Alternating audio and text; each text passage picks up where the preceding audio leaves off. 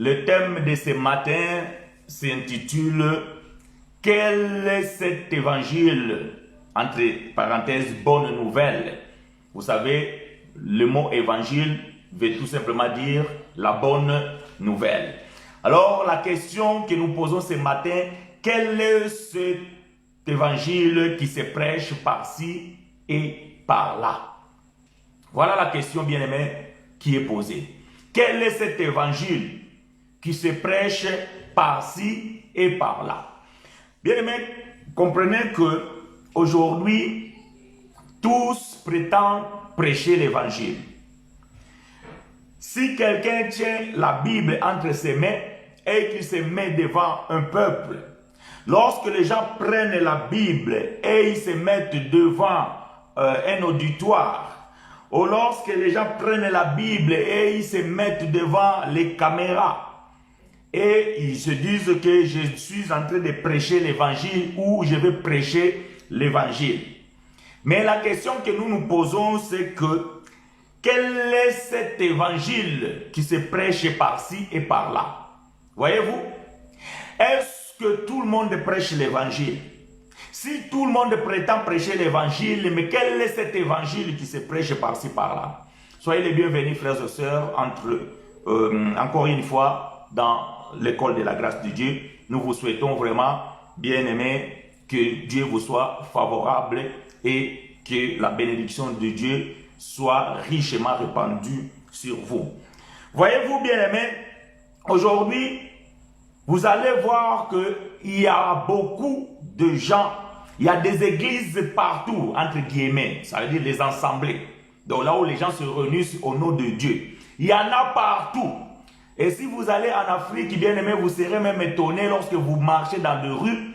Donc, il y a plus des assemblées que des restaurants. Il y a plus des assemblées que des bars. Il y a plus des assemblées que d'autres choses. Et bien aimé, vous allez comprendre que quand vous rentrez dedans, vous allez constater que, en fait, ce ne sont même pas des assemblées, mais ça ressemble plus à des boutiques. Bon, quelqu'un va dire que le frère, il est trop dur, que le frère, il va trop loin. Non, nous allons essayer de nous exprimer et pouvoir expliquer pourquoi nous disons ces choses. Donc, vous allez constater que lorsque vous rentrez dans ces lieux-là, ça ressemble plus à des boutiques qu'à des ensembles de Dieu. Voyez-vous? Parce que vous allez comprendre que tout dans ces ensembles-là, tout dans ce lieu-là tourne tout autour des marketing. Voyez-vous, lorsque nous parlons de du marketing, ça veut dire qu'on met quelque chose en promotion, on met quelque chose en exergue. Donc quand quelqu'un veut vendre quelque chose, voyez-vous, donc il va brander ce qu'il a à vendre. Donc il va vous faire montrer de toutes les couleurs pour qu'il puisse vous vendre son article ou bien ses articles. Donc, ils font de la publicité et ils font beaucoup de choses tout simplement pour qu'il soit attirant cet objet qu'ils sont en train de mettre en valeur. Donc, cela s'appelle des marketing. Et vous allez constater qu'aujourd'hui, lorsque nous rentrons dans n'importe quelle assemblée aujourd'hui, 95% des assemblées qui existent aujourd'hui, bien aimés, ça ressemble plus à des boutiques. Mais quand nous posons la question, vous allez entendre dire que nous prêchons l'évangile. Ok. Maintenant, la question que nous devons savoir, quel est cet évangile qui se prêche par-ci et par-là? Quel est l'évangile qu'on prêche à gauche et quel est l'évangile qu'on prêche à droite? Parce que vous allez voir, bien aimé, je ne parle pas de choses racontées. Je dis des choses vécues. Moi-même, je l'ai vécu il y a cela 3 ans. J'étais en Afrique, bien aimé, dans une rue, il y avait l'église à gauche, l'église à droite. Tous parlent de Dieu, tous parlent de Jésus. Mais pourquoi il y a une église à gauche, mais pourquoi aussi il y a une église à droite? Quelle est la différence entre ces églises? Si vous prétendez tous prier Dieu, si vous prétendez tous prêcher l'évangile, mais pourquoi il y a une église à gauche, pourquoi il y a une église à droite? C'est tout simplement parce que chacun pense ou chacun croit avoir ou détenir une vérité que l'autre ne l'a pas. Voyez-vous? Mais toutes ces vérités bien-aimées que chacun peut prétendre, nous ne disons pas que c'est mauvais. Et nous ne disons pas que c'est celui qui est à droite qui a raison et celui de gauche a tort. Ou celui de gauche a raison et celui de droite a tort. Non. Maintenant, Dieu nous a donné une responsabilité bien-aimée. Et cette responsabilité, c'est pour vous, c'est pour moi, c'est pour nous tous qui sommes éclairés. La responsabilité que Dieu nous a donnée, c'est de pouvoir comprendre, c'est de pouvoir voir si ce qui se fait, si ce qui se prêche dans ce lieu-là, pouvons-nous les appeler évangiles. Est-ce que nous pouvons dire que ce que je viens d'entendre, c'est l'évangile de Christ? Est-ce qu'il y a un autre évangile en dehors de l'évangile de Christ?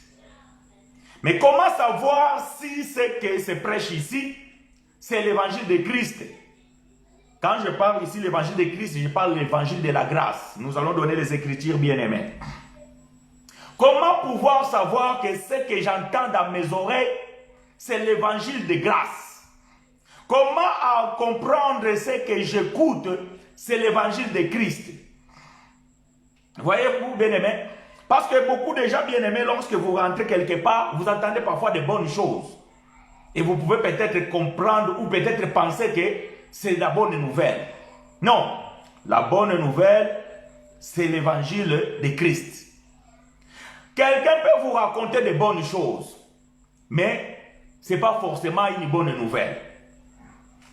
Quelqu'un peut vous raconter de belles histoires, mais cela n'est pas forcément une bonne nouvelle. Pourquoi? Parce que la bonne nouvelle, bien aimé, c'est l'évangile de Christ. Alors je vous invite de pouvoir ouvrir vos Bibles dans le livre de Galates. Galates au chapitre 1. Nous allons commencer du verset 6 et nous allons descendre jusqu'au dernier verset qui est le 24. Nous allons aller tout doucement. Galates chapitre 1 du 6e verset jusqu'au 24e verset. Aidez-moi à écrire ces choses.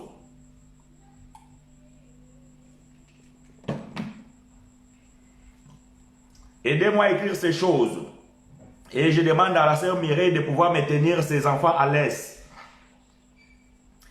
Galates chapitre 1, du 6e verset jusqu'au 24e. Je lis avec vous. Bien-aimés, je vais utiliser une version, la Bible vivante. Peut-être que vous allez constater une différence avec la Bible que vous avez, vous, peut-être Louis II ou bien une autre version. Mais je vais faire la lecture dans la version, la Bible vivante. Je lis la parole. Dieu vous a appelé gratuitement par le Christ. Le mot gratuitement ici, ça veut dire tout simplement grâce. Donc Dieu vous a appelé par la grâce de Christ.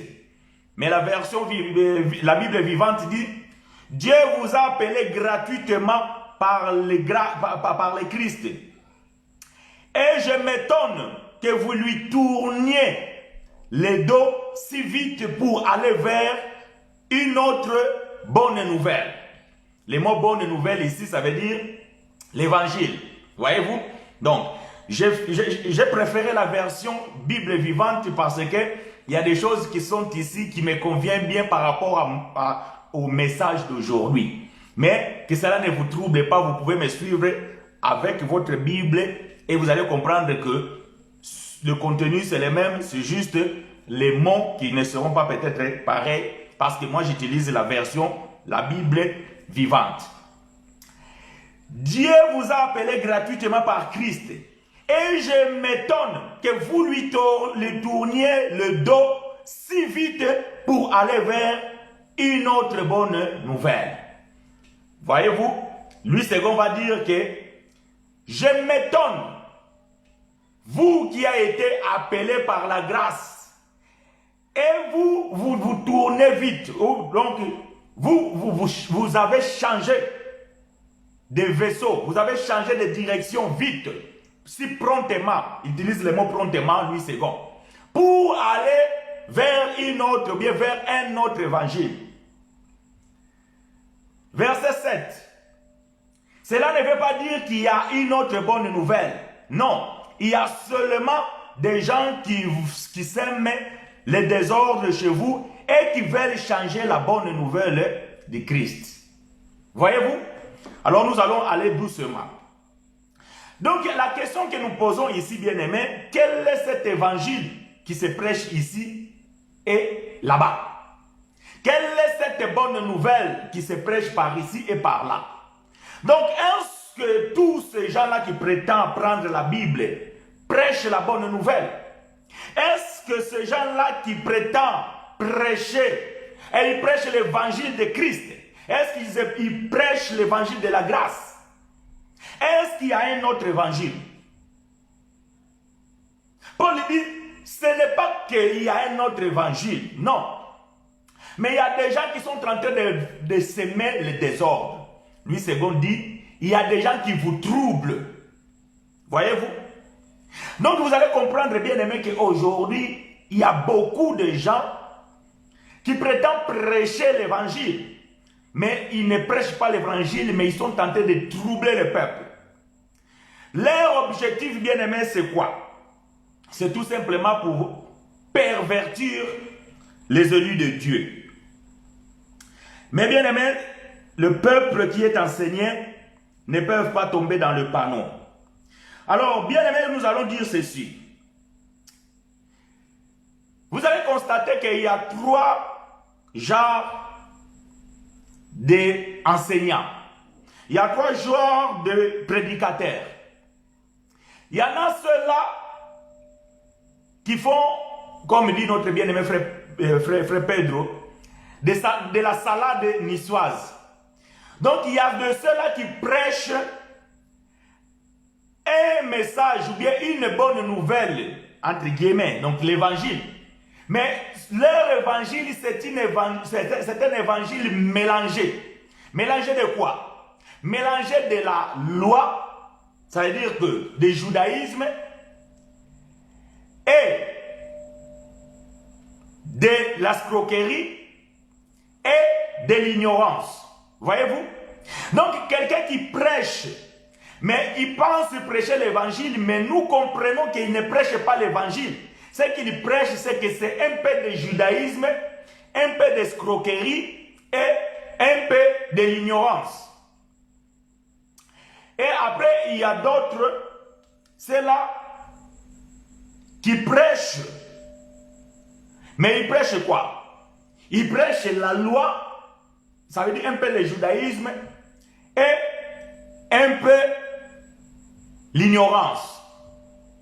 Ça veut dire que ce genre de personnes, ils prêchent ce qu'il lui lit dans la Bible. Ça veut dire que quand il ouvre la Bible, il commence à lire et il vous prêche ce que lui, il est en train de lire et ce qu'il comprend.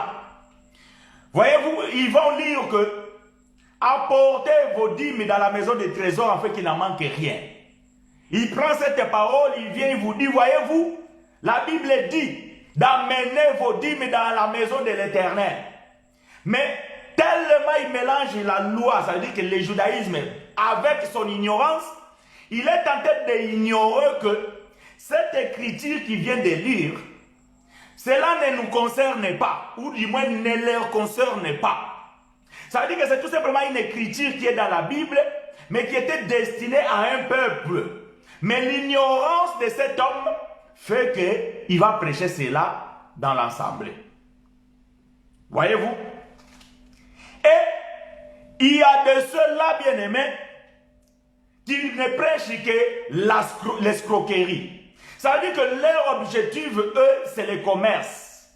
Donc, ils ne veulent rien savoir de ce que la Bible dit, de ce qui est la doctrine, de ce qui est la grâce, de ce qui est la loi. Non. Et quand ils arrivent, ils vont ouvrir la Bible, bien sûr, parce que si tu n'ouvres pas la Bible, les gens ne vont pas te croire. Ils vont ouvrir la Bible. Mais lorsqu'ils ouvrent la Bible, ils vont lire juste un verset. Et après, c'est fini. Il n'y a même pas l'explication. Can I prophesy? Ça, c'est le mot à la mode aujourd'hui. Voyez-vous, moi, je dis souvent la communauté congolaise ou bien la communauté francophone.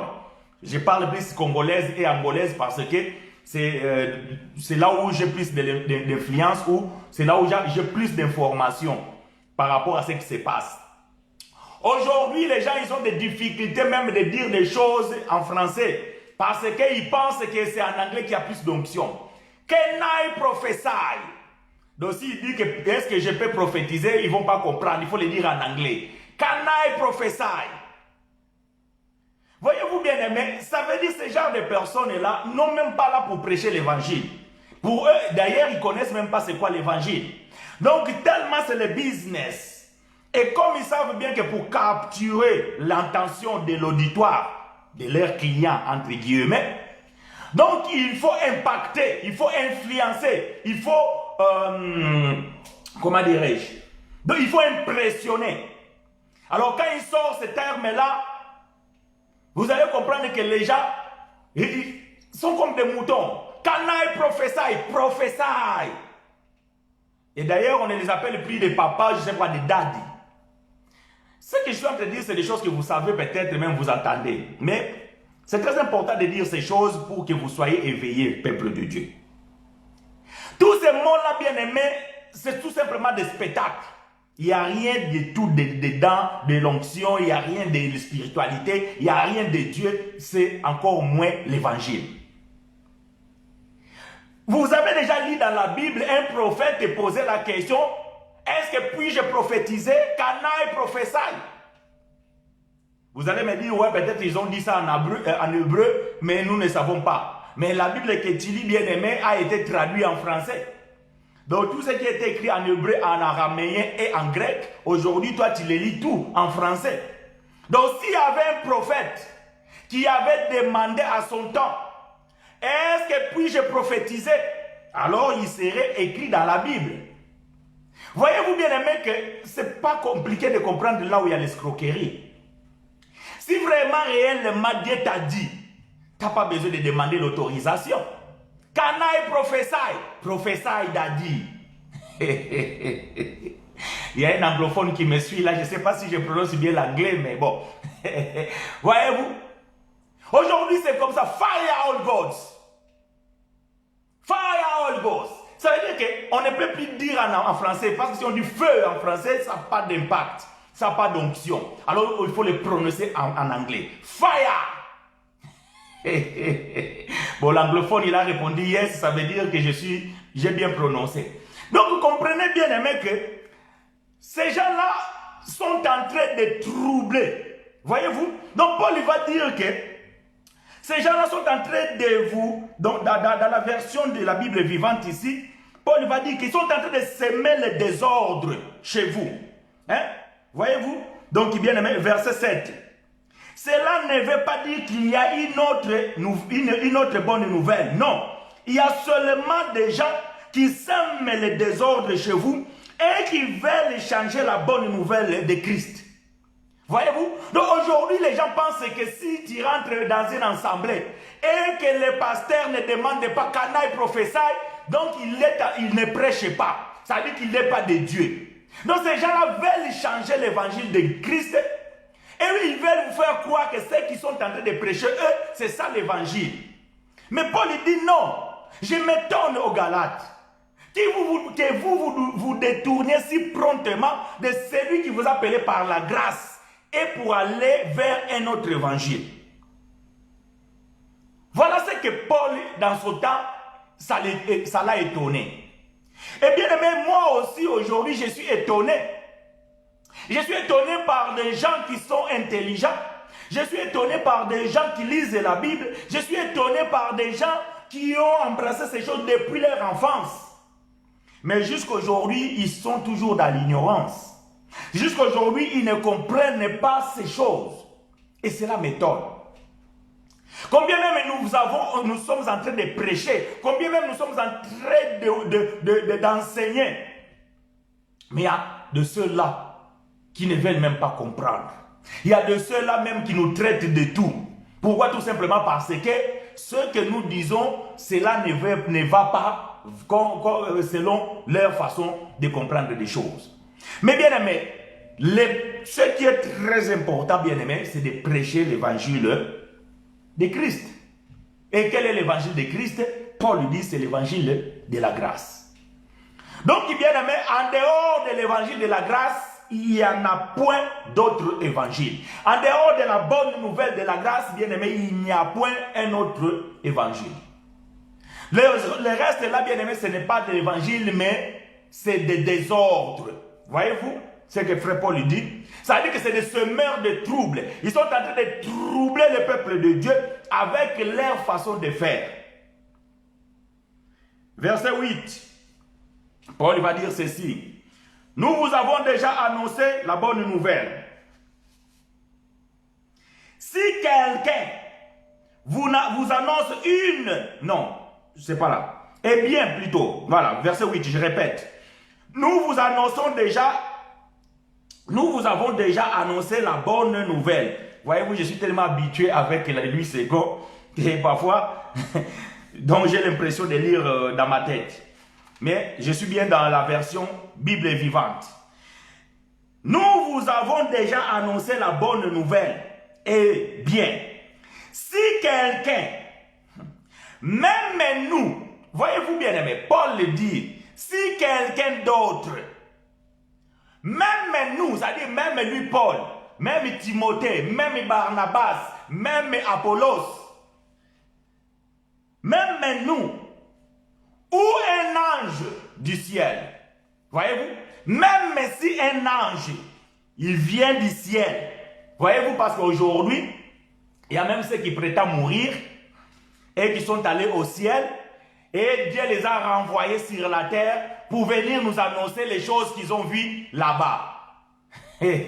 Maintenant, écoutez comment Paul les traite, comment Paul les appelle. Même si ou un ange du ciel vous annonce une bonne nouvelle différente, que Dieu les rejette, qu'il soit anathème, qu'il soit maudit. Voyez-vous? Donc Paul dit, nous avons annoncé la bonne nouvelle. Nous vous avons prêché l'évangile de grâce. Mais si quelqu'un d'autre vient, ou même moi Paul, je viens aujourd'hui, et je vous dis que ce que je vous ai prêché, ce n'est pas bon.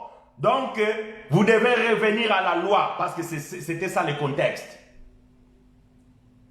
Ou un ange du ciel vient, et il dit que non, ce que Paul a annoncé, c'est pas ça. Paul dit qu'il soit rejeté par Dieu, qu'il soit maudit, et qu'il soit anathème. Et moi je dis ceci, bien aimé, tous ces gens-là que vous suivez sur Internet, tous ces gens-là que vous pouvez peut-être écouter dans leurs assemblées, s'ils ne prêchent pas l'évangile de la grâce, qu'ils soient anathèmes, qu'ils soient maudits. Parce que, bien aimé, en prêchant un autre évangile, en prêchant une autre bonne nouvelle, bien aimé, il est en train de vous maudire parce que lui-même, il est maudit. Voyez-vous? Donc quand quelqu'un ne prêche pas la bonne nouvelle de Christ, qui est l'évangile de la grâce, il est en train de vous maudire parce que lui-même il est maudit. Un homme maudit ne peut pas bénir un peuple de Dieu. Celui qui doit bénir le peuple de Dieu, c'est un homme qui est béni. C'est un homme qui a reçu la révélation de la part de Dieu. Voyez-vous? Mais aujourd'hui, les gens sont en train de fabriquer de l'évangile. Ils sont en train de fabriquer des prédications et ils viennent, bien aimés, vous pourrir avec des bêtises. Et malheureusement, il y a ceux de ceux-là qui sont encore dans l'ignorance, ils embrassent ces bêtises-là et ils prétendent que c'est l'évangile. Frère, non, ce n'est pas l'évangile. Paul dit qu'il soit anathème, c'est-à-dire qu'il soit rejeté de Dieu. Verset 9. Nous l'avons déjà dit, et je le redis maintenant. Si quelqu'un vous annonce une bonne nouvelle différente de celle que vous avez reçue, que Dieu le rejette. Verset 10. Alors, est-ce que je cherche à être d'accord avec les hommes ou avec Dieu? Question. Paul va poser une question ici. Est-ce que moi, Paul, je cherche à plaire aux hommes ou à plaire Dieu? Pourquoi Paul va poser cette question? Parce qu'aujourd'hui, bien aimé, les gens veulent plaire les hommes. Voyez-vous, il fait chaud aujourd'hui. Les hommes veulent plaire aux hommes. Ça veut dire qu'il va préparer une prédication pour influencer les gens. Pour que les gens puissent l'applaudir. Pour que les gens puissent l'élever. Et les gens aujourd'hui veulent influencer la galerie. Donc, à tel point que ils vont mettre à côté l'évangile de Christ pour raconter des histoires, pour raconter des bêtises. Pourquoi? Parce que ils veulent écouter les gens crier Amen. Ils veulent écouter les gens crier Sakola. Ils veulent entendre les gens crier oh, je ne sais pas quoi. Et c'est là au détriment de la bonne nouvelle de la grâce de Dieu. Et Paul va dire, est-ce que c'est aux hommes que je vais pleurer? Ou bien à Dieu? Quand tu veux plaire aux hommes bien-aimés, tu vas dépleurer à Dieu. Mais quand tu veux pleurer à Dieu, tu vas déplaire aux hommes. Pourquoi? Parce que Dieu va te pousser à dire que la vérité. Parce que Dieu va te pousser à dire ce qui est sa parole. Parce que Dieu va te pousser à dire ce qui est la révélation. Et les hommes ne veulent pas ça. Et à ce moment-là, bien-aimé, tu vas devenir l'ennemi des hommes. Voilà comment on nous regarde aujourd'hui. Ah, ces frères-là, ceux qui prêchent, bien-aimé, non, c'est trop dur. Ah, ces frères-là, ceux qui prêchent, vraiment, c'est compliqué. Ah, il ne faut pas l'écouter parce que le frère, il est en train de dire que la Bible dit ceci, que la Bible ne dit pas ça. Voyez-vous? Voilà comment on nous traite. Pourquoi? Parce que bien aimé, nous voulons plaire à Dieu. Et quand nous voulons plaire à Dieu, nous allons déplaire aux hommes. Mais si nous voulons plaire aux hommes, bien aimé, si je viens ici commencer à vous caresser. Oh, Dieu m'a dit, je suis en train de voir, il y a un frère, il y a une soeur qui me regarde là. Alors que Dieu va les bénir, que Dieu va les donner le mariage, que Dieu... Là, vous allez comprendre, il y aura beaucoup d'amen, il y aura des yes, il y aura des pouces, il y aura tout ça. Parce que je vais plaire aux hommes. Mais Dieu ne nous a pas appelés, Seigneur, bien-aimé, Dieu ne nous a pas appelés à ça. Dieu nous a appelés à pleurer qu'à lui. Dieu nous a appelés qu'à pleurer à lui seul. Oui, frère Pedro, ça te fait rire. Ah, l'homme de Dieu. Et oui, voyez-vous bien aimé, mais Paul va dire que si c'est pour plaire aux hommes, je vais déplaire à Dieu. Mais ce n'est pas pour plaire aux hommes que Dieu m'a appelé. Il va continuer et il va dire ceci au verset 10.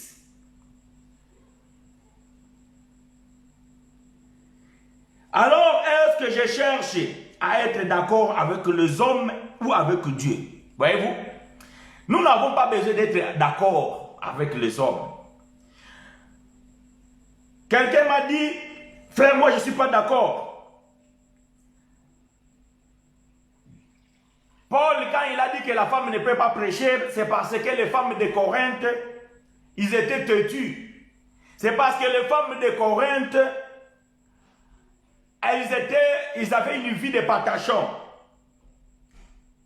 Je dis bien aimé, oui, tu n'es pas d'accord avec moi. Mais je regrette parce que tu n'es pas d'accord avec moi. Non, ce n'est pas que tu n'es pas d'accord avec moi. C'est que tu n'es pas d'accord avec les Écritures. Tu n'es pas d'accord avec la Bible que tu lis. Parce que moi, je n'ai rien dit. Moi, je fais tout simplement que prêcher la bonne nouvelle qui est l'évangile de la grâce. Et celui qui a reçu cette révélation, il a dit que lorsque Nous allons voir ça ici en bas. Lorsqu'il a été appelé au 3e ciel, là où il a entendu des choses que l'oreille n'a jamais entendues, que l'œil n'a point vu, les choses qui n'ont pas monté dans le cœur de l'homme, les choses parlaient avec une expression inexprimable. Il dit ceci, que lorsqu'il a reçu la révélation, Christ l'a dit que la femme ne doit pas prêcher. Maintenant, toi, tu n'es pas d'accord avec moi. Pourquoi? Tout simplement parce que j'ai répété ce que l'apôtre a dit. Et toi, tu n'es pas d'accord avec moi. Mais non, j'ai dit, ce n'est pas que tu n'es pas d'accord avec moi, c'est que tu n'es pas d'accord avec la Bible. Maintenant, la question que je te pose, frère, crois-tu à la Bible que tu prêches? Ah oui, je crois à la Bible, mais il faut analyser. Ah, ok. Voilà maintenant, lorsque la chose ne va pas selon leur conception, ils veulent analyser. Mais quand il s'agit de la dîme, ils n'analysent pas si la dîme c'est pour la loi ou pour les gens de la grâce. Là, il n'y a pas l'examen à faire. Là, il n'y a pas des analyses. Là, la Bible dit apporter la dîme. Donc, on est bon, ok. Mais quand la Bible dit que Paul dit, c'est le commandement du Seigneur, que la femme ne prêche pas, et là vous n'êtes pas d'accord avec Paul, au lieu de dire que je ne suis pas d'accord avec la Bible, vous dites que vous n'êtes pas d'accord avec Frère Chinois. Mais Frère Chinois, il n'a rien dit. Moi, je n'ai pas un évangile. Moi, je reçois tout simplement ce que Dieu a donné comme révélation, et je donne l'explication selon aussi la révélation du Saint-Esprit. Et alors, moi ici, Paul va dire que s'il est question d'être d'accord avec les hommes, nous allons échouer. Mais nous devons être en accord avec Dieu. Est-ce que je cherche à plaire aux hommes? Si je voulais encore plaire aux hommes, je ne serais plus serviteur de Christ. Bien aimé, je veux ouvrir une parenthèse ici. Supportez-moi. Moi, votre frère chinois, si je voulais plaire aux hommes, je ne serai plus le serviteur de Christ. Je serai le serviteur des hommes. Bien-aimé, j'ai eu une opportunité que beaucoup de serviteurs, bien-aimés, si ils se trouvent à ça, bien-aimé, je vous dis, beaucoup vont tomber. J'ai hérité une église. C'est pas comme on peut connaître aujourd'hui. C'est une assemblée, bien-aimée. On avait un local acheté. Ce n'est pas un local qu'on loue, on peut nous mettre des noms achetés. Parmi les anciens de cette assemblée-là, bien-aimé, le plus jeune, c'était moi. Parmi les anciens, le plus jeune, il avait presque 64 ans ou même plus. Ça veut dire que je pouvais supporter encore peut-être quelques années et ils allaient tous mourir et je l'ai resté seul. Avec un local acheté, tout ça là, et comme le pasteur principal. Mais lorsque j'ai reçu la responsabilité de cette église, par rapport, bien, après le décès de mon pasteur, qui était le pasteur, j'ai découvert beaucoup de choses qui n'allaient pas avec ce que je crois dans les Écritures. J'ai découvert, bien aimé, des choses inimaginable qu'un serviteur de Dieu ne peut pas cautionner. Alors je dis ce que la Bible dit et j'ai pris la décision que je devais prendre. Parce que je ne voulais pas plaire aux hommes, bien-aimés. Non, parce que si je devais plaire aux hommes, je ne serais pas le serviteur que je suis. Je ne serais pas le serviteur de Christ. Je pense même que Dieu ne serait pas content avec moi. Bien aimé, nous ne sommes pas là pour plaire aux gens. Peu importe ce que les gens vont penser, peu importe ce que les gens vont dire. Quand tu es sûr de la révélation de l'évangile de grâce, tu dois rester droit à tes bottes, comme disent les Français. Et je suis resté droit à mes bottes. Je vous ai parlé l'autre fois quand j'ai parlé ici que la femme ne peut pas prêcher il y a de cela 2 semaines. J'aimerais que ma femme aussi soit une prédicatrice. J'aimerais que ma femme aussi soit une prophétesse. Et je peux vous dire qu'elle a des dons remarquables de la part du Seigneur. Mais pour plaire qui? À elle. Pour plaire aux hommes. Non. Qu'est-ce que dit la doctrine? Bien aimé, ce que les apôtres n'ont pas enseigné, nous ne pouvons pas non plus enseigner cela. Donc, au moins, si nous voulons enseigner les choses au contraire de ce que les apôtres ont prêché, ça veut dire que nous devons faire notre Bible. Nous devons faire aussi notre évangile. Et c'est ce qui se passe aujourd'hui. Pourquoi la doctrine de cette église, elle est différente à la doctrine de l'église A? Pourquoi la doctrine de l'église A, elle est différente avec de l'église C? Pourquoi la doctrine de l'église C, elle est différente de l'église M? Parce que, bien aimé, les gens ont inventé leur doctrine. Ah, biso na missioni, doctrine na biso. Ah, biso na kimbangiste, doctrine na biso. Ah, biso na patekote, toza na doctrine na biso. Ah, voyez-vous, donc chacun a sa doctrine. Maintenant, la question que nous devons nous poser est la doctrine des apôtres alors. Qu'est-ce que vous en faites? La doctrine des apôtres, qu'est-ce que vous en faites? Ceux qui ont commencé ces choses, ceux qui ont posé le fondement, afin que nous puissions venir bâtir sur ces fondements.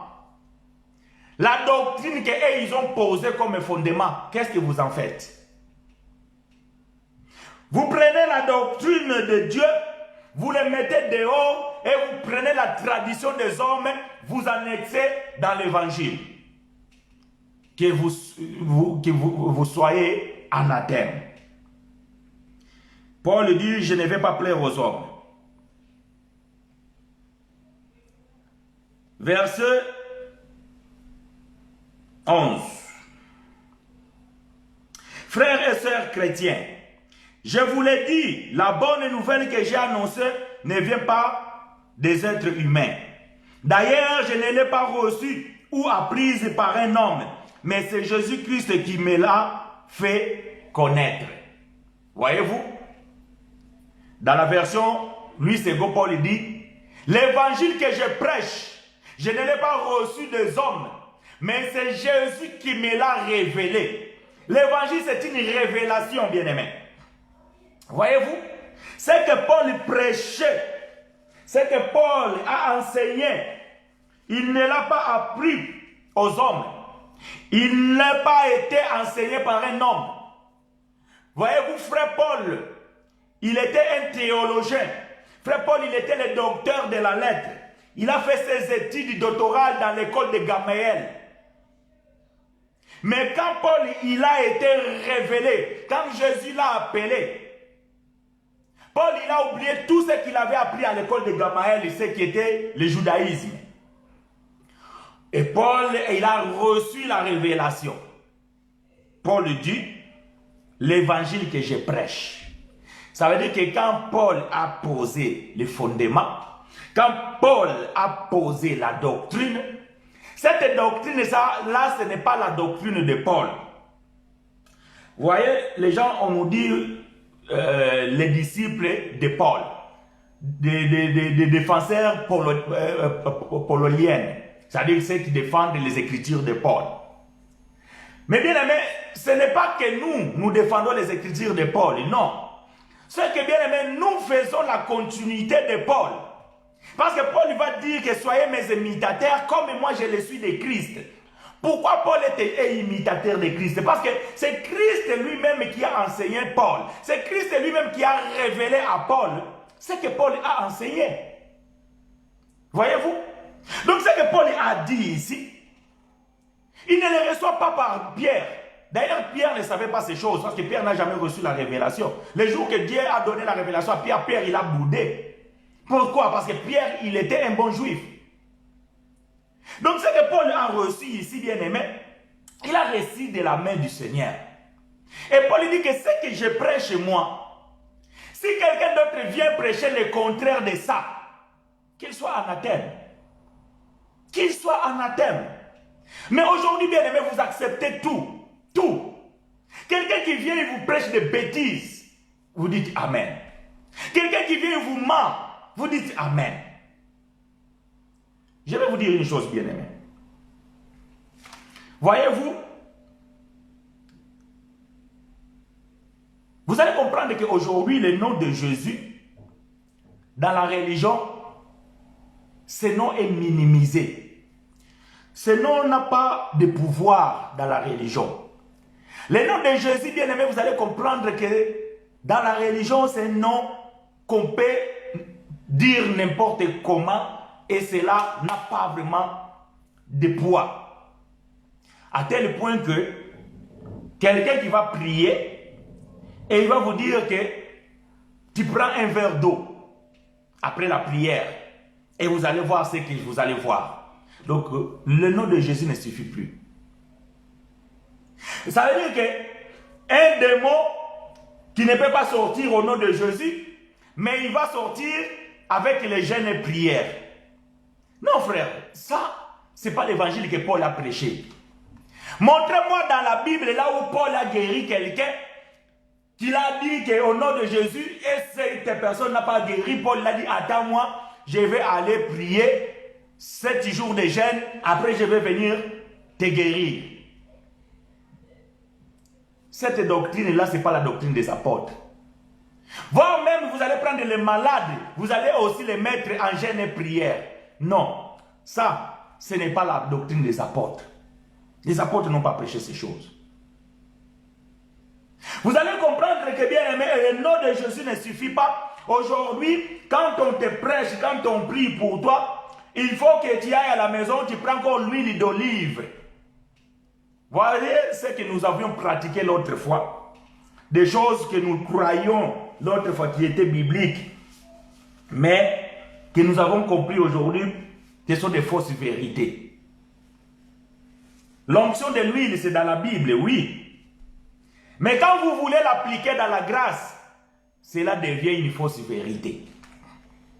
Si le nom de Jésus ne suffit pas, l'huile d'olive fabriquée en Chine, l'huile d'olive vendue à Lidl, l'huile d'olive, je ne sais pas, l'huile d'olive bien aimée, ça ne marque pas. Moi, je préfère même que vous preniez l'huile de palme. Mettez l'huile de palme ici, vous allez voir, ça brille. Quand la personne va se promener, on verra, mais il a été loin. Mettez l'huile de palme. Parce que le nom de Jésus ne suffit plus. Toutes ces pratiques-là, bien aimés, ce sont des pratiques de la loi. Ce sont des pratiques mensongères. Et ce sont des pratiques ignorantes. Mais la grâce, bien aimée, ce n'est pas ça. Et Paul dit, l'évangile que je prêche, je ne l'ai reçu par personne, c'est une révélation. C'est Jésus qui me l'a fait connaître. Verset 13, Paul va donner son témoignage. En effet, vous avez entendu parler de ma conduite d'autrefois, quand je suivais la religion juive. Vous savez avec quelle violence je faisais souffrir l'église de Dieu et voulais la détruire. Voilà, Paul a dit ce qu'il ne fallait pas dire. Paul dit que vous avez entendu mon témoignage. Quand j'étais dans la religion juive, et vous savez comment j'étais zélé, et avec quelle puissance je persécutais l'église de Christ, et je détruisais, je tuais les gens. Au nom de qui? Au nom de la religion. Voilà bien aimé. Aujourd'hui, au nom de la religion, les pasteurs sont en train de persécuter l'église de Christ. Ils sont en train de tuer le peuple de Dieu. Ils sont en train de détruire les enfants de Dieu. Pourquoi? Parce qu'ils sont encore dans l'ignorance. Et ils pensent faire l'œuvre de Dieu. Bien aimé, Paul, il était un docteur de lettres. Il était un prédicateur dans le judaïsme, dans sa religion de naissance. Il parlait de la part de Dieu. Et il faisait des choses au nom de Dieu d'Abraham, d'Isaac et de Jacob. Et il tuait les gens au nom de Dieu d'Abraham, d'Isaac et de Jacob. Paul persécutait l'église de Christ au nom de Dieu d'Abraham, d'Isaac et de Jacob. Mais l'ignorance de Paul faisait que il allait de ville en ville tuant les gens qui croyaient à l'évangile de Christ. Voyez-vous? Et c'est ce qui se passe aujourd'hui. Quand nous disons bien aimé, jeûner, c'est un sacrifice inutile. Les gens nous persécutent.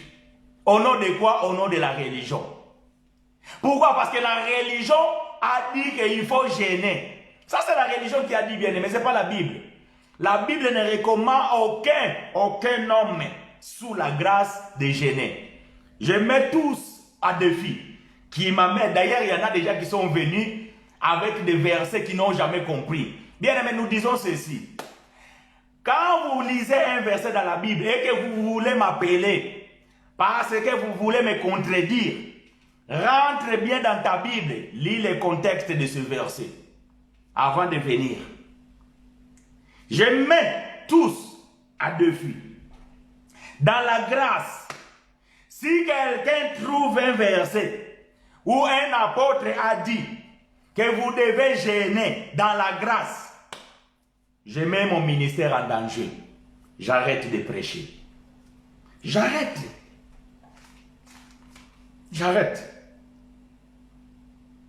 Donc, bien aimé, ça c'est la religion. Voyez-vous? Et Paul dit que quand j'étais dans ma religion juive, j'ai persécuté le corps de Christ, j'ai persécuté l'église et je les ai mis à mal. Voyez-vous? Verset 14.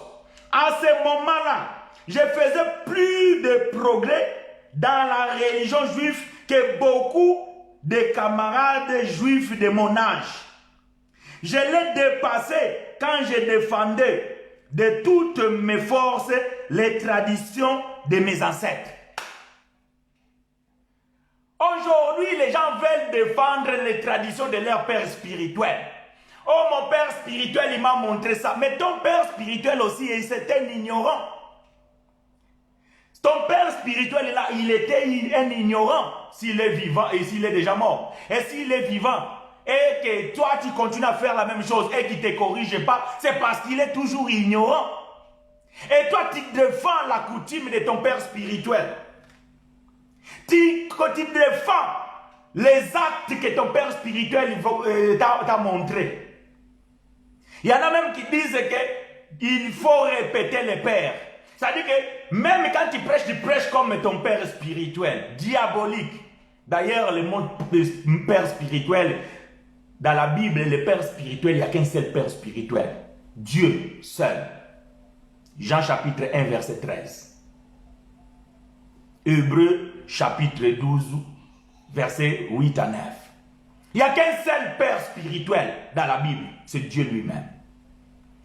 Ton pasteur là qui t'a enseigné des bêtises que tu répètes aujourd'hui, il n'est pas ton père spirituel. Et l'ignorance qu'il avait lui, c'est la même ignorance que tu continues toi aussi.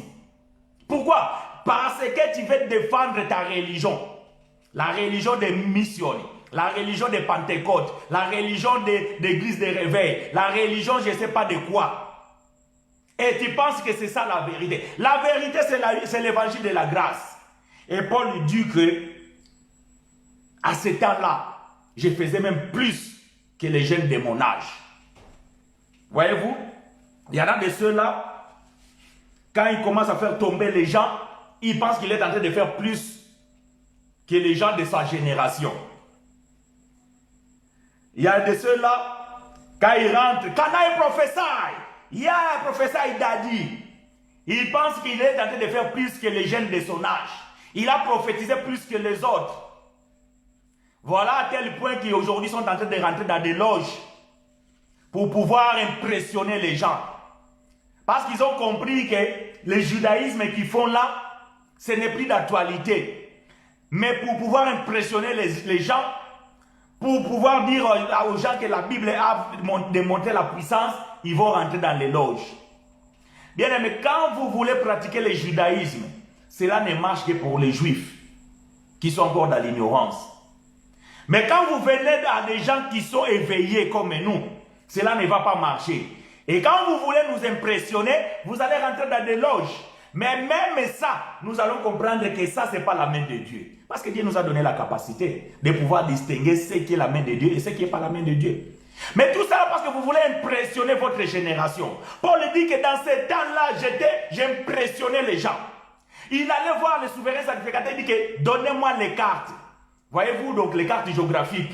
Partout là où les gens sont en train de parler de Jésus, Jésus, donnez-moi toutes ces cartes-là, tous ces endroits. Et moi je vais là-bas. Il était un jeune vaillant, un jeune qui ne reculait de rien au nom de la religion juive. Il voulait impacter, il voulait influencer les anciens. Il voulait influencer, il voulait se montrer plus costaud que les gens de son âge. Il allait. Malheureusement pour les Juifs, heureusement pour lui, la dernière lettre qu'ils l'ont donnée pour aller à Damas, pour aller massacrer les chrétiens, pour aller massacrer les fils de Dieu, pour aller massacrer l'église de Dieu. La puissance l'a rattrapé. Gloire à Dieu. La puissance l'a rattrapé. Mais écoutez ce que Paul va dire. Verset 15. Mais Dieu m'a choisi dès le ventre de ma mère. Et dans sa bonté, il m'a appelé. Waouh! Voyez-vous, Paul, dans sa conquête religieuse, il a pris les cartes. Il a dit cette fois-ci, je vais faire plus que ce que j'ai déjà fait. Et dans tout Jérusalem, ils vont connaître le nom de Saul de Tarse, le plus vaillant qui a exterminé cette confession de Jésus.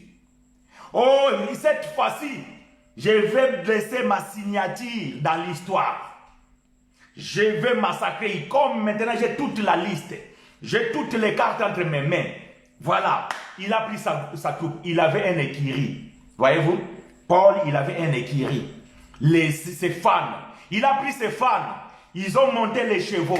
Ils ont pris la route vers Damas pour aller détruire, pour aller tuer tous ceux qui croyaient au nom de Jésus. Mais c'est lui qui l'avait appelé. Oh, peut-être que tu es encore dans la religion, mon bien-aimé. Mais sache-le, si Dieu t'a appelé et tu entends cet évangile, il est temps que tu abandonnes la religion. Je fais un appel. Ce n'est pas dans nos coutumes, mais je vais le faire. Je fais un appel. Quiconque entend ces messages et qui est encore dans l'ignorance et qui se trouve encore dans la religion, bien-aimé, si tu sens quelque chose dans ton cœur et que malgré que tu es dans cet endroit-là, mais tu sens qu'il y a quelque chose qui ne va pas, c'est un appel de Dieu. Vous savez, quand Dieu appelle, bien-aimé, parfois les gens ils ignorent. Dieu va appeler Samuel, Samuel ignore. Il va lui demander, les sacrificateurs Élie. Seigneur, tu m'as appelé. Élie lui dit, mais je ne t'ai pas appelé. Samuel va retourner. Dieu va encore appeler. Samuel comprenait qu'il y a quelque chose qui ne va pas, mais j'entends la voix de quelqu'un. Mais Samuel ignorait qui c'est qui l'appelait. Bien aimé, tu es mal à l'aise là où tu es. Tu te retrouves dans une assemblée, mais ça ne te convient pas. Parce que les choses qui se font là, ça ne te va pas. Tu ne vois pas trop clair. Bien aimé, c'est l'appel de Dieu. Ne va pas demander à ton pasteur ce que tu ressens. Retourne vers ton Seigneur, c'est lui qui t'appelle. C'est un appel de Dieu. Bien aimé, je dis ce que je sais. J'étais aussi comme toi dans la religion. Je sentais qu'il y a quelque chose qui ne va pas. Ma femme peut témoigner. Avant même que j'embrasse l'évangile de la grâce que je prêche aujourd'hui, je m'opposais déjà beaucoup de choses, telles que les mariages dans l'église. Jusqu'aujourd'hui, même mes parents, ils attendent que je fasse le mariage dans l'église. Mais je les ai dit, vous allez attendre longtemps, comme les chrétiens sont en train d'attendre la venue de Jésus. Mais ils vont attendre longtemps. Voyez-vous? Alors que c'est des choses que je sentais qu'il y a quelque chose qui ne va pas. Je disais, mais là, pourquoi les apôtres n'ont jamais célébré un mariage dans une église, ni à Corinthe, ni en Éphèse, ni à Jérusalem? Ça veut dire qu'il y avait quelque chose qui n'allait pas. Et dans mes recherches, bien-aimés, je suis arrivé là où je suis aujourd'hui. Et ça, c'est quelque chose qui se passe avec toi. Tu es appelé de Dieu. J'aime pas parler des gens, mais je vais le dire. Il y a un frère qui nous suit, qui est là. Je vais même dire son nom, frère Pedro. Il est là avec nous. Il sentait qu'il y a quelque chose qui ne va pas. Les frères, il s'est battu. Oh, il y a même des temps qu'il est venu me confronter parce qu'il n'était pas d'accord avec moi. Mais, comme il est appelé de Dieu, quand le temps est arrivé, Paul va dire ceci. Verset 15. Mais Dieu qui m'a choisi de le ventre de ma mère, et dans sa bonté, il m'a appelé. Bien-aimé, Dieu doit t'appeler. Ah, quand tu es choisi de Dieu, même si tu as marché selon le monde, même si tu as marché selon la religion, Dieu doit t'appeler. Dieu va t'appeler parce qu'il y a quelque chose qui ne va pas là où tu es. Tu ressens qu'il y a quelque chose qui remonte dans ton cœur. Dieu est en train de t'appeler. Et Paul, sur le chemin de Damas, il a fait la rencontre avec le maître qu'il avait choisi alors qu'il tuait. Il était un assassin, mais il était choisi de Dieu. Et lorsque l'heure est venue, Dieu l'a suscité pour prêcher la bonne nouvelle de la grâce de Dieu.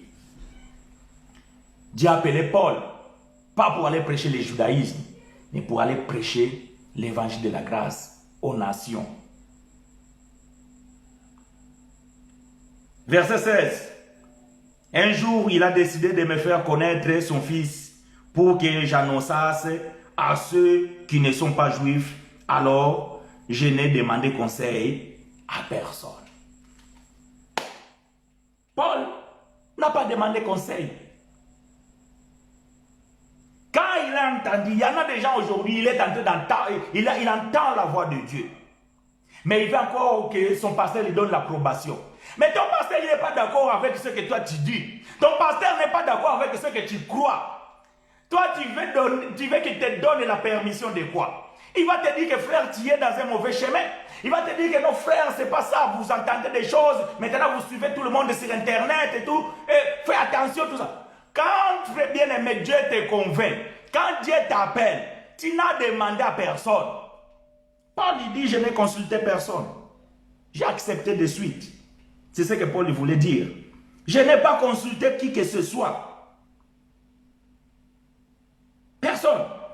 Paul, il a dit, j'ai demandé à personne. J'ai demandé conseil à personne. C'est pour ça que j'ai choisi cette version, parce que cette version, c'est un français plus léger et plus courant par rapport à ce que nous parlons. Voyez-vous, Paul dit que j'ai demandé conseil à personne. Verset 17. Je ne suis pas monté à Jérusalem pour rencontrer ceux qui étaient apôtres avant moi. Aujourd'hui, quand quelqu'un est appelé, oh, il faut que je rentre au Congo vers mes pères spirituels. Oh, il faut que j'entre en Angola, là où j'ai commencé ces choses pour que je puisse aller consulter mes pères spirituels. Erreur. Bien-aimé, erreur. Quand c'est Dieu qui t'appelle, suis Dieu. Suis Dieu, frère, pas personne. Suis ton Dieu. C'est lui qui t'a appelé. Et s'il t'a dit que ton ministère, tu vas le commencer là où tu es, commence là où tu es. S'il te dit que tu vas commencer ton ministère, je ne sais pas dans quel autre village ou bien d'autres pays, va dans ce pays-là. Mais ne fais pas marche en arrière. Paul dit que je ne suis pas rentré à Jérusalem. Mais Paul venait de Jérusalem pour aller à Damas. Quand il a fait la rencontre de Jésus, au lieu de retourner à Jérusalem, il a continué la marche. Bien aimé, continue la marche. Ne retourne pas. Tu sais, dans ce chemin, c'est un chemin rocaillé. Dans l'évangile de grâce, bien aimé, tu seras confronté avec certaines vérités que toi-même tu ne crois pas encore. Mais continue. Jusqu'à ce que le Saint-Esprit va te convaincre. Savez-vous, bien aimé, pour que moi je dise aujourd'hui que les jeûnes prières dans la grâce, c'est inutile. J'ai été confronté avec cette vérité. Mais il fallait que j'accepte. Et ça sort. Pour que je confesse aujourd'hui que le baptême dans eau, dans ça, c'est rien du tout. C'est le judaïsme. Bien aimé, il fallait que je travaille à moi-même. Pour que j'accepte que, bien aimé, la Sainte Seine, ce n'est pas biblique. Il fallait, bien aimé, que j'avance. Si je devais aller consulter ceux qui m'ont prêché l'évangile quand j'étais petit, S'il fallait que j'aille consulter ceux qui ont commencé ces choses avant moi, vous savez ce qu'ils m'ont dit? Parce qu'on a eu des discussions avec certaines. On m'a dit que tu es en train de perdre la tête avec ce que tu dis là. J'ai parlé avec un frère un jour, j'ai dit que mais pourquoi vous fêtez la Pâque? Il m'a dit, toi tu es qui? Moi j'ai embrassé l'évangile et toi tu n'étais même pas encore né. Ou peut-être tu étais encore un enfant. Depuis ce temps-là jusqu'à aujourd'hui, il n'y a que toi qui as reçu cette révélation. J'ai dit non, je ne suis pas le seul. Je lui ai dit, mais d'ailleurs, je vais te dire une chose, frère. Tu m'as dit que ça fait 25 ans que tu connais l'évangile, que tu le prêches. Mais ça fait 25 ans que tu commémores la Pâque avec S en français. Et tu ne sais pas que c'est une erreur. Il dit non, la Bible. Quand il a ouvert sa Bible, j'ai dit, je te mets au défi. Cherche-moi la Pâque avec S. Il n'a pas trouvé. Il n'a pas su me dire.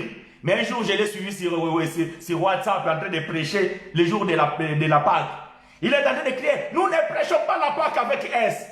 J'ai dit oui, vous ne fêtez pas la Pâque avec S, mais tu es en train de fêter la Pâque. Ça, c'est le judaïsme. Bien aimé, ce n'est pas facile l'évangile de la grâce. Ce n'est pas facile cet évangile. Tu seras confronté avec des vérités. Vous savez, quand nous prêchons ici, il y a des gens qui nous suivent.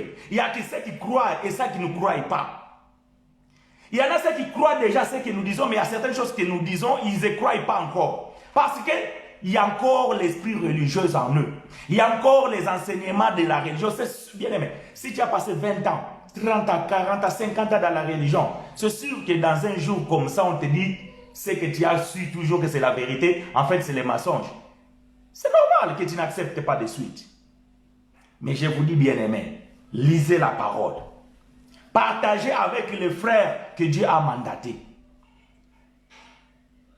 Même si vous avez un esprit de défi, même si vous avez un esprit de confrontation, c'est bien.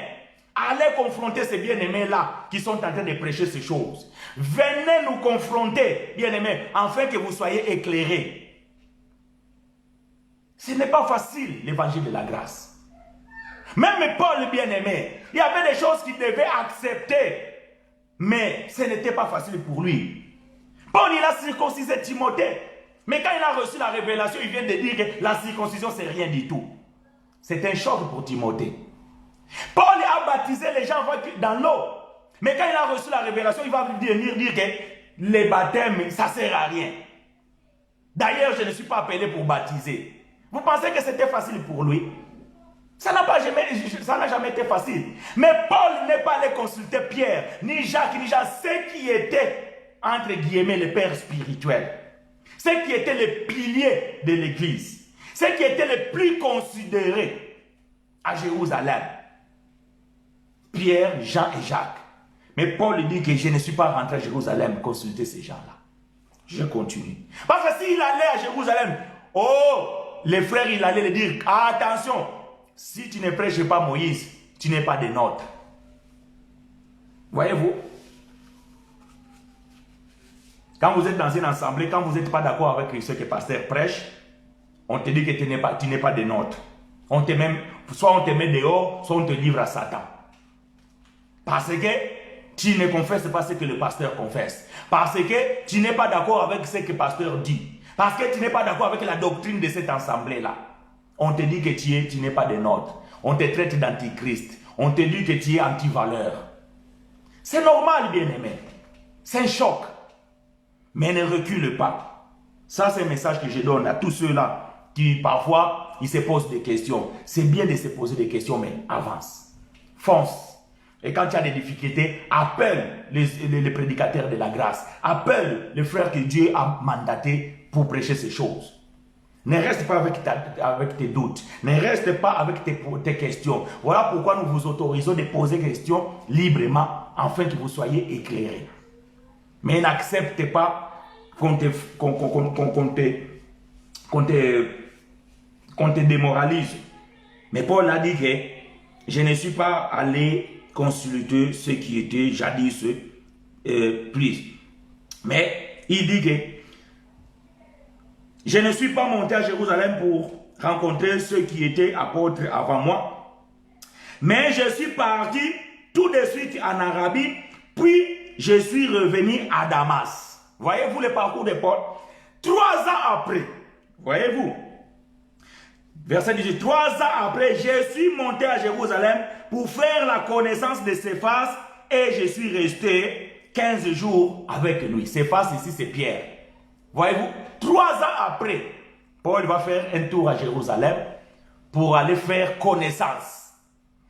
Parce qu'il était déjà sûr qu'il est appelé. Il avait déjà fait ses preuves, malgré qu'il n'avait pas encore reçu la totalité de la révélation, mais il avait déjà fait des preuves que Dieu vraiment l'avait appelé. Parce qu'il a opéré des miracles à travers son ministère. Il est allé faire la connaissance avec les apôtres. Malheureusement, pour lui, il avait trouvé que Pierre et Jacques, qui étaient les frères de Jésus-Christ. Et il est resté 15 jours avec lui. Verset 19, je n'ai vu d'autres apôtres sauf Jacques, les frères du Seigneur. Verset 20, ce que je vous écris, là, je l'ai dit devant Dieu, ce n'est pas un mensonge. Voyez-vous, parfois quand on donne les témoignages, les gens pensent que c'est des mensonges. Et Paul lui dit, ce que je vous dis et ce que j'écris, ce n'est pas un mensonge. Ce que nous disons, bien aimés, ce n'est pas des mensonges.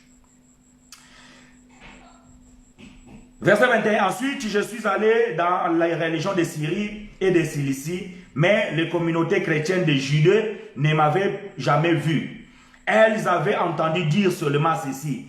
Avant, cet homme nous faisait souffrir. Maintenant, il annonce la bonne nouvelle de la foi qu'il voulait détruire autrefois. Et les chrétiens rendaient gloire à Dieu à cause de moi. Gloire à Dieu. Voyez-vous, bien-aimés,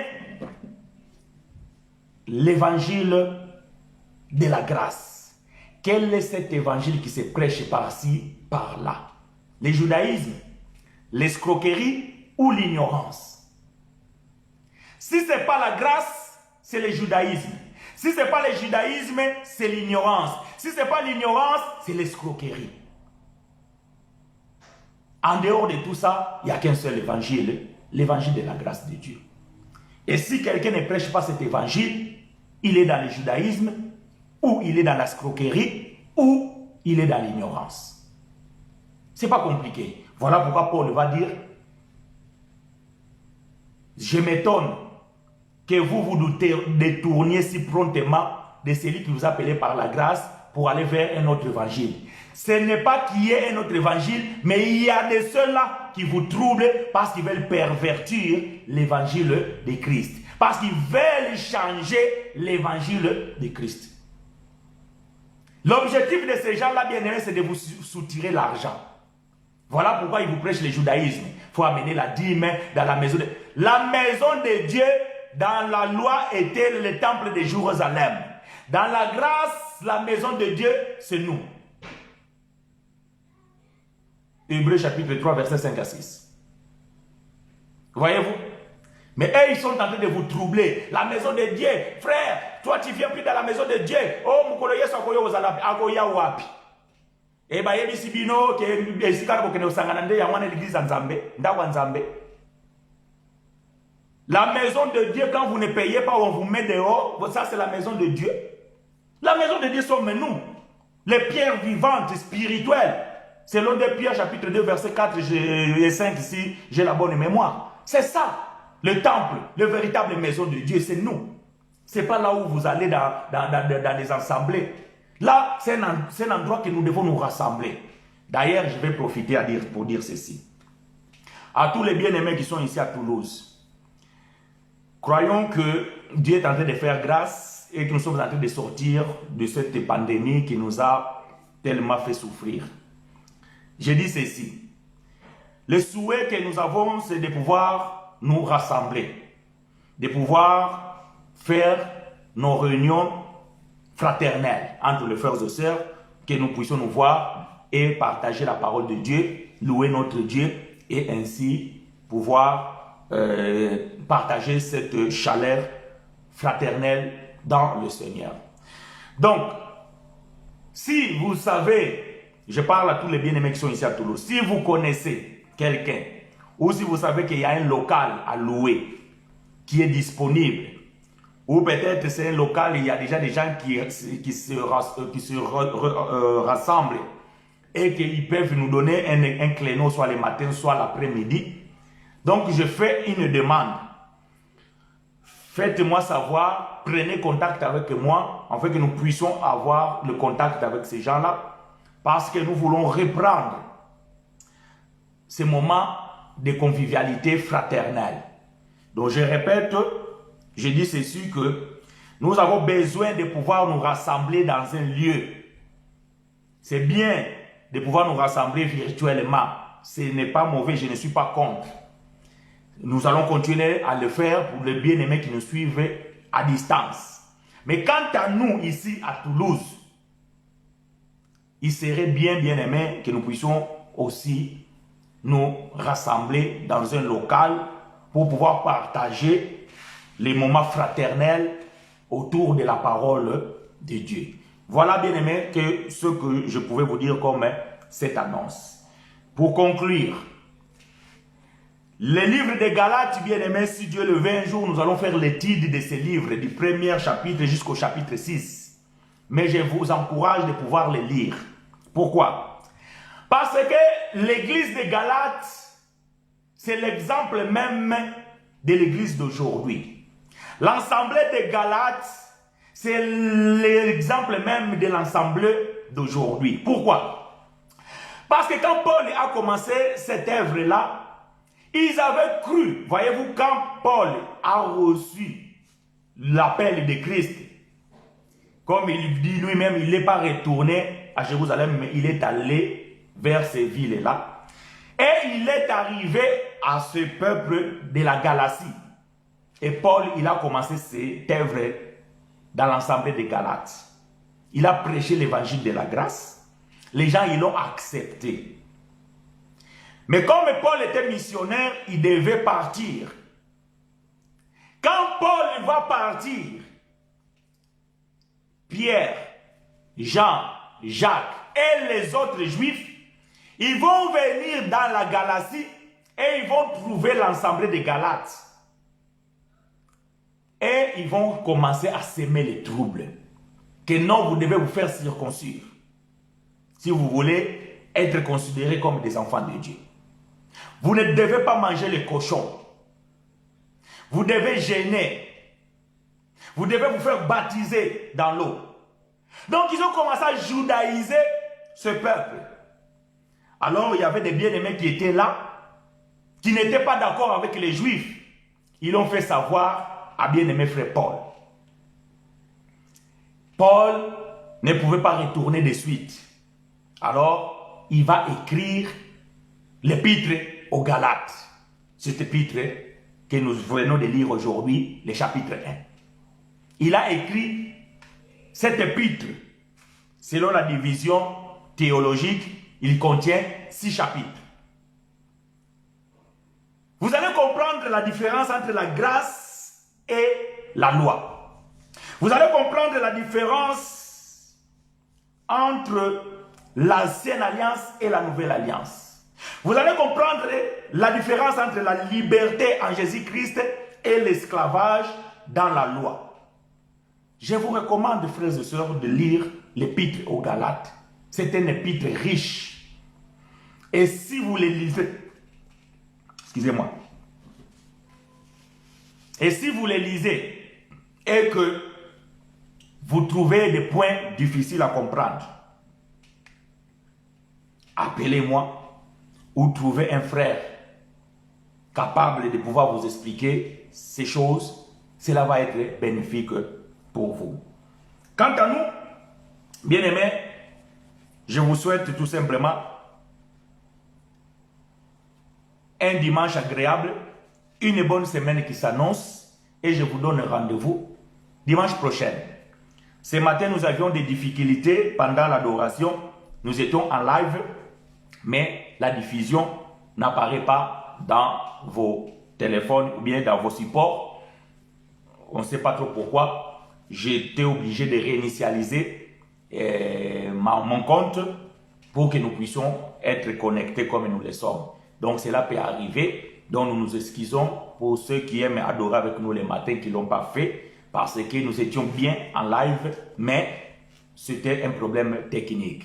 Que Dieu vous soit favorable, bien-aimés, frères et sœurs, et rendez-vous dimanche prochain. Que Dieu nous soit favorable.